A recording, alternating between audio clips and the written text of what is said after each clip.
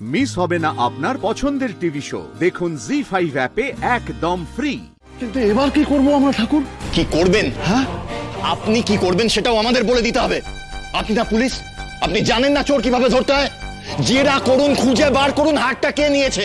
আমাদের কিন্তু আজকের মধ্যেই বৌরানী মায়ের হার ফেরত চাই। আচ্ছা আচ্ছা ঠাকুর, আপনার কি কাউকে সন্দেহ হয়? সন্দেহ? কাকে সন্দেহ করবো? বাড়ির লোকজনকে, এই গ্রামের মানুষদের। এরা প্রত্যেকেই আমার ভক্ত। অবশ্যই অবশ্যই, কিন্তু আপনারা মন্দিরে আসার আগে কে এসেছিল এখানে? আপনারা কি কাউকে দেখেছেন?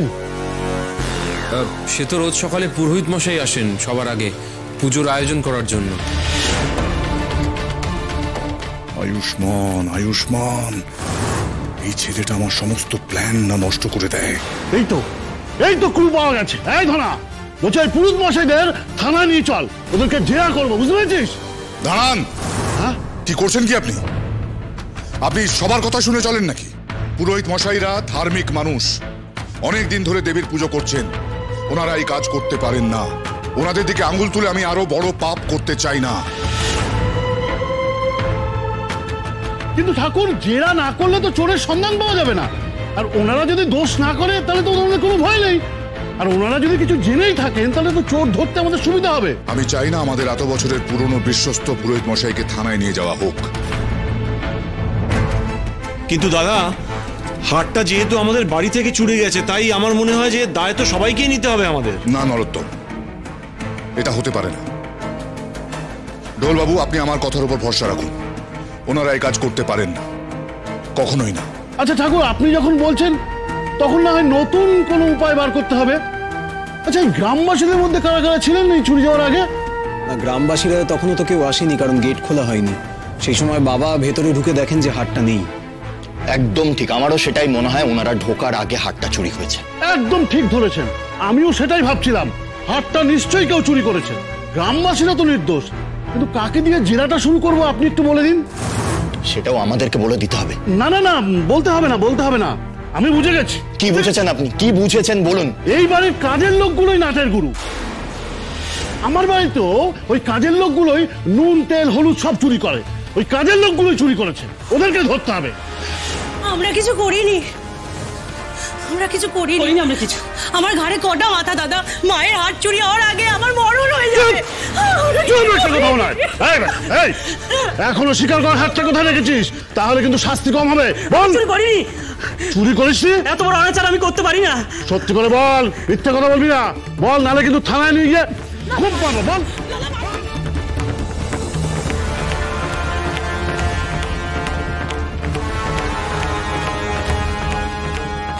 অপদার্থ একটা, কি বুদ্ধি নিয়ে পুলিশে ভর্তি হয়েছে ভগবানই জানেন।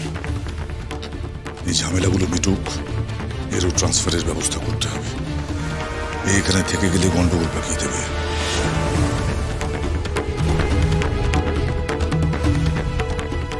কিন্তু বাবা, এখন একে না থামালে তো সবকিছু গড়বড় হয়ে যাবে। বল বল বল, কোথায় রেখেছিস? বল। আর মারবেন না স্যার, আর মারবেন না। তাহলে হাতটা কোথায় রেখেছিস? বল বল। জানি না স্যার। বলবি না? বলবি না? তখন থেকে আপনি বলরাম দাকে কেন মারছেন? ওনারা তো বলছেন ওনারা চুরিটা করেননি। ও তাই তো, আপনি তো পুরুষোত্তম সিংহ উচ্চ বিদ্যালয়ের শিক্ষিকা দিদিমণি অষ্টমী রায়। আপনাকে তো দেখিনি। আচ্ছা, আপনি কি বললেন? বলরাম দা, দাদাকে মেরেছি বলে আপনার খুব লেগেছে। আচ্ছা, আপনিও তো এখানে নতুন এসেছেন, মানে এ বাড়িতে জোর জবরদস্তি ঢুকে পড়েছেন। আপনার কোথাও একটা ভুল হচ্ছে। আমি জোর জবরদস্তি করে ঢুকিনি। মন্ত্রী মশাই স্যারকে বলার পর স্যার নিজে আমাকে বলেছেন এই বাড়িতে থাকতে। দেখুন, উনি হচ্ছে ঠাকুর, ওনার হচ্ছে দয়ার শরীর। কিন্তু আপনি তো এই বাড়ির কেউ নন। ঠাকুর আপনাকে দয়া করে থাকতে দিয়েছেন। দেখুন, আপনাকে তো সন্দেহের বাইরে রাখা যায় না। আপনি তো এই চুরিটা করতেই পারেন।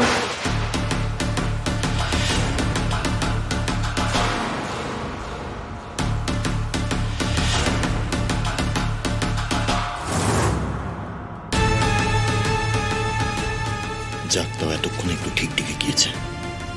ঘটে কিছু অ্যাটলিস্ট বুদ্ধি আছে। দাঁড়াও, আগে দেখি শেষ পর্যন্ত কাজটা ঠিকঠাক করতে পারে কিনা। নেন বলুন এবার, আপনি হাতটা শেষবারের মতো কখন দেখেছিলেন? এক মিনিট। দোলবাবু, যা বলেছেন উনি একজন শিক্ষিকা, ওনাকে আপনার এইভাবে জেরা করাটা মোটেও উচিত হচ্ছে না। আর তাছাড়া উনি আমাদের বাড়ির অতিথি। আমি জানি তো ঠাকুর, কিন্তু কি করব বলুন তো, পুলিশের চোখে তো সবাই সমান, শুধু আপনি ছাড়া ঠাকুর। তাই আমাকে তো একটু জিজ্ঞাসাবাদ করতেই হবে। ভুল তো কিছু বলেনি, ঠিকই তো বলেছে। ও তো আমাদের বাড়ির কেউ নয়, বাইরে থেকে এসেই বাড়িতে ঢুকে পড়েছে। বলা তো যায় না কার মনে কি আছে। মা, এত কথা বলার তো দরকার নেই, ওর ঘরটা সার্চ করলেই তো হয়, তাহলেই তো বোঝা যাবে হাতটা ও নিয়েছে নাকি নেয়নি। হ্যাঁ হ্যাঁ, চলুন আমার ঘরটা সার্চ করবেন, চলুন। যতই হোক আমি তো এই বাড়ির কেউ নই, আমি তো বাইরের লোক। তাছাড়া এত বড় একটা চুরি হয়েছে, আমার মনে হয় আমার ঘর থেকেই সার্চ করাটা শুরু হবে। আমি তো নিজের প্রাণ বাঁচাতে এখানে এসেছি, তারপরেও যদি আপনাদের মনে হয় যে এই অপরাধটা আমি করে থাকতে পারি, তাহলে চলুন আমার ঘরটা সার্চ করবেন, চলুন।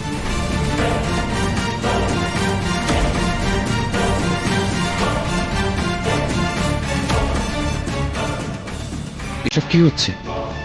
না না, অষ্টমী হার চুরি করতে পারে না। আমার কিন্তু ব্যাপারটা একদম ঠিক লাগছে না। দেখো, একদিকে বাবার কথার উপর ভিত্তি করে সবাইকে ছেড়ে দেওয়া হলো, আবার অন্যদিকে কনফিডেন্টলি অষ্টমী বলছে ও চুরিটা করেনি। তা সত্ত্বেও পুলিশ আগে অষ্টমীর ঘরে সার্চ করতে চলে গেল।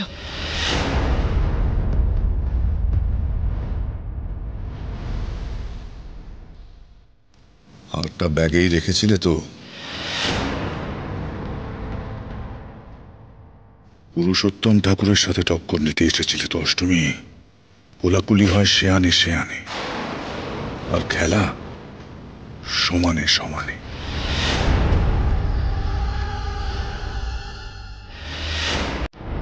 প্রেম স্যার আসুন, সার্চ করুন। আমি কি বাইরে গিয়ে দাঁড়াবো না ভেতরেই থাকবো? সে আপনি যেখানে খুশি সেখানে থাকতে পারেন।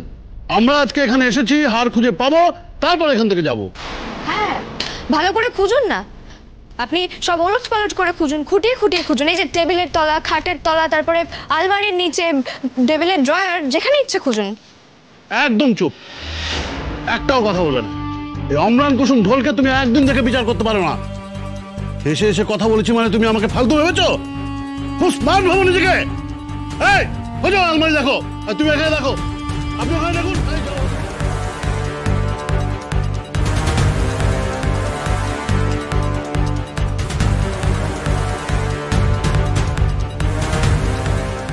এটা কি এই ব্যাগটা কার?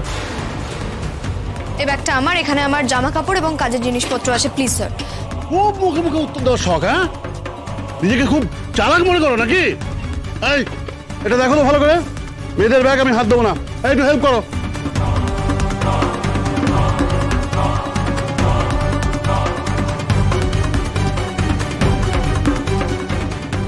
ওই তো নামের ছিরি ঢোলবাবু, খুব রোয়াব নিচ্ছে আজ।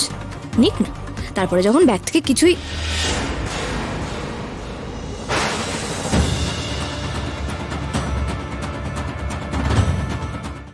জি5 ডাউনলোড করুন আর সব এপিসোড দেখুন একদম ফ্রি।